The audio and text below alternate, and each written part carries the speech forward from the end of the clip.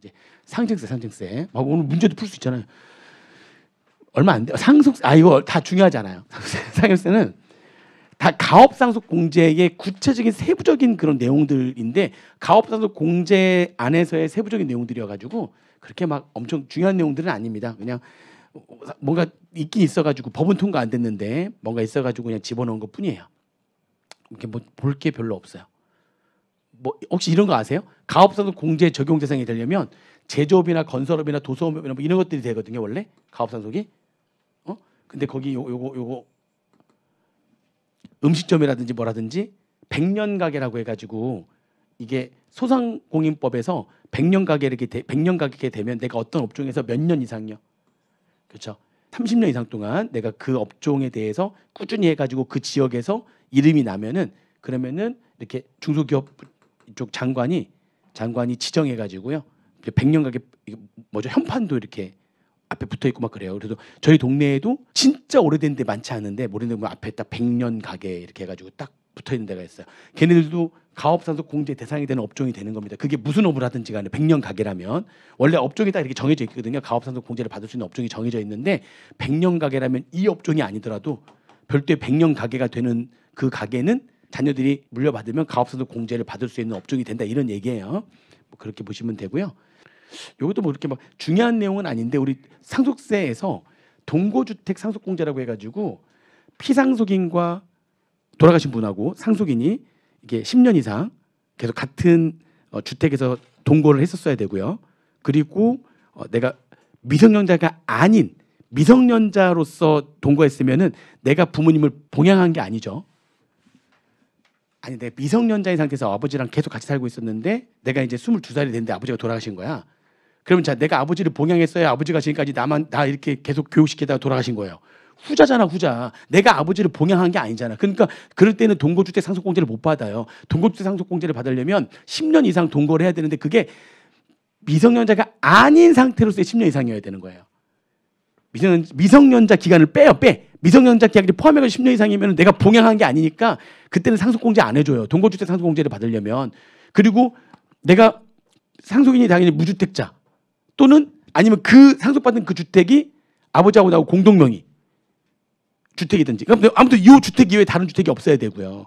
아무튼 여러 가지 요건을 충족하게 되면 상속받는 그 주택에 대해서 동거주택 상속공제 해가지고 6억 원 최대 6억까지 상속공제 해준단 말이에요. 동거 대신 요건을 모두 충족해야 돼. 자, 근데 얘기했죠. 내가 요 주택 이외에 무슨 주택이 있으면 안 돼요? 다른 주택이 있으면 안 되는 거예요. 그런데 내가 아버지 말고 예를 들어서 작은 아버지가 돌아가셨는데 작은 아버지가 몇 년 전에 돌아가셨는데 작은 아버지가 자녀가 없어가지고 작은 아버지가 유언으로 주택이 하나 있었는데 누구한테 조카가 지금 나를 포함해가지고 그 작은 아버지 쪽에서의 조카가 나를 포함해서 4명인데 근데 좀 이뻐했던 조카가 있고 좀 덜 이뻐했던 조카가 있을 거 아니야. 그래서 유언으로 얼마 이렇게 남긴 거야. 그래가지고 내가 그 주택의 10%의 지금 지분을 갖고 있는 거지. 근데 우리 아버지가 근데 아버지랑 난 계속 동거하고 있고 나 아버지 봉양하고 있었는데 그런데 이 주택을 상속받으려고 했는데 작은 아버지가 얼마 전에 돌아가시면서 그렇게 남겨버렸네. 무슨 말인지 되세요? 그래서 지금 내가 그 주택을 갖고 있어버리면 내 이거에 대한 뭐를 못 받는 거죠?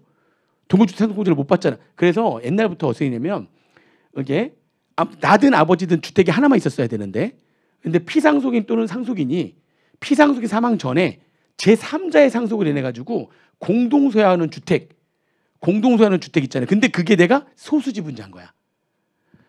다른 사촌 형님들은 예를 들어서 뭐 30인데 나만 10이야. 그럼 나는 소수지분자잖아요. 그러면 그 주택은 빼주는 거야.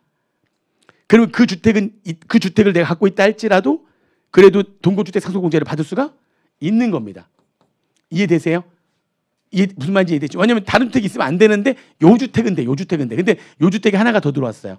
내가 아니라 누가? 나의 배우자가. 그렇죠. 상속인의 배우자가 피상속인의 사망 전에 그러면 우리 1세대로서 주택이 하나 더 있는 거잖아요. 내가 아니라 배우자가 상속받은 게 있는 거야. 배우자가. 이런 경우가 훨씬 더 많아요. 생각보다. 왜냐하면 장인어른이나 장모님이 사망하셔가지고 배우자가 받았는데 이게 받은 게 소수 지분자여야지만 빼주는 거예요. 소수 지분자인 경우에만 동거주택 상속세. 만약 소수 지분자가 아니라 예를 들면은 자녀가 둘이었었어요. 내 부인까지 포함해가지고 50대 50으로 갖고 있으면 소수 지분자가 아니잖아요. 그건 내가 주택을 안 갖고 있는 게 아니라 하나의 주택을 가지고 있는 거기 때문에 그건 안 되는 거고요. 무슨 지분자라면 되는 거예요. 소수 지분자로서 갖고 있었다면은 그 정도 주택 갖고 있으면 그건 진짜 네 몫이 아니니까 그거는 소수 지분자야. 에이, 그러면은 그 동거주택 상속공제 받을 수 있게 해줄게. 이거 이외에도 그거 있지만 소수 지분자로서 갖고 있는 게 상속인 또는 상속인의 배우자가 그렇게 그 피상속인이 사망하기 전에 상속을 미리 받은 게 주택이 있었는데 소수 지분자로서 갖고 있는 게 있다면 된다는 거죠. 동거주택 상속공제가 된다는 겁니다. 뭐 그런 얘기고요. 그다음에 증여세는 요거 하나 중요한 내용인데 이거는 이제 증여세 공부할 때 내용을 봐주셔야 되는데 증여세는 뭐 다들 안 보니까 법인과의 거래를 통한 이익이죠. 이게 오타나는데 이게 증여 의제가 적용되는 특정 법인에 외국 법인을 추가했다.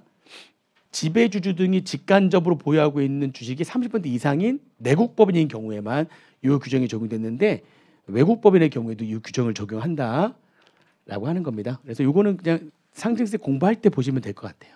나머지 내용들은 이렇게 좀 구석진 내용들이어가지고 중요하지 않습니다. 이것도 뭐 수업 목적과는 관계 실무적인 거죠. 원래 감정가액은 2개 이상의 감정기관에서 감정을 하게 되면 평균액으로 감정가액 평균액으로 하는데 이게 기준시가가 10억 이하인 토지나 건물이나 주택이나 오피스텔은 2개가 아니라 한 곳에서만 하면 된다. 원칙은 2개 이상의 감정기관이 감정한 가액의 평균으로 해야 되는 건데 금액이 작으면 2개 이상 하지 않고 그냥 한 군데에서만 감정하면 그걸로 인정한다는 거잖아요. 근데 거기에 하나가 더 들어왔어요. 분양권까지. 10억 이하인 분양권도. 토지, 주택, 건물, 오피스텔 그리고 다 얼마 이하여야 되는 거죠. 다 기준시가가 10억 이하여야 되는 건데 공급가액이 10억 이하인 분양권까지도 한 군데에서만 감정하면 된다라고 하는 겁니다. 뭐 나머지 내용들은 그렇게 중요하지 않은 내용들이에요.